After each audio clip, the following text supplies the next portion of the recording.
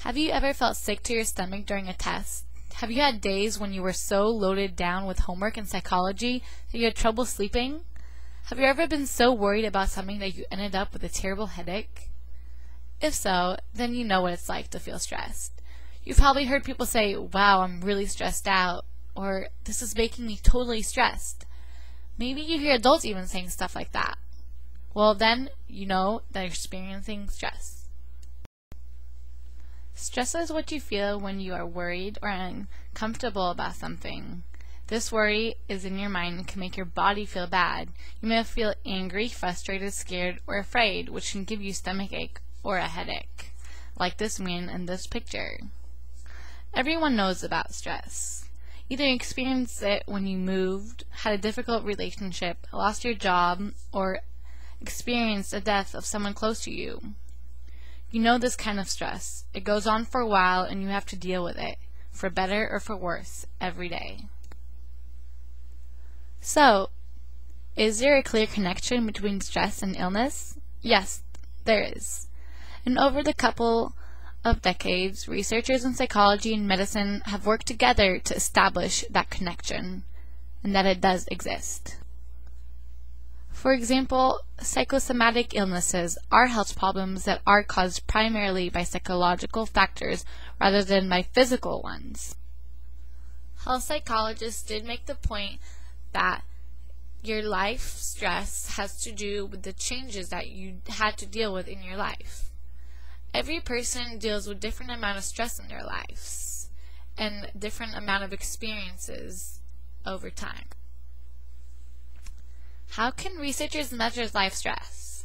Obviously, it would not be ethical for psychologists to bring people into a laboratory, expose them to stressful events, and wait for them to become ill. Not just that that would be so wrong, it would not even represent how stress works in real life. That's why Holmes and Ray developed a written scale to measure life stress.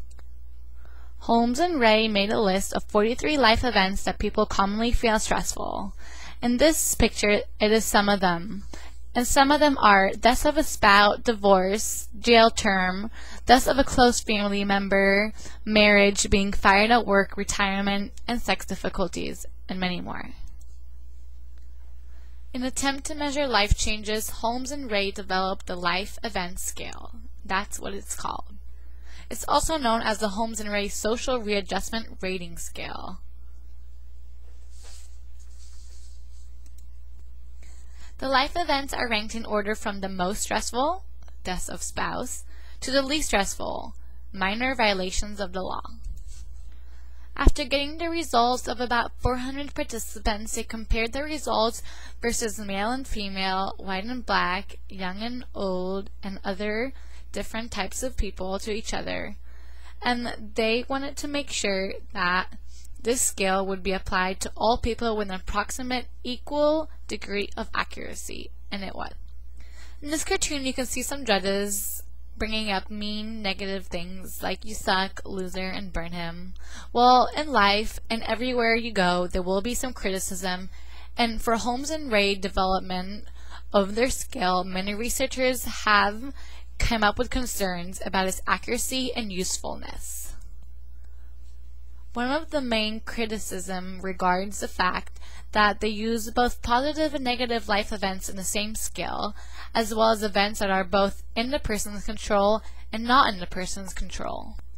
In spite of its limitation, this work of Holmes and Ray continues to hold its place as a popular stress research tool.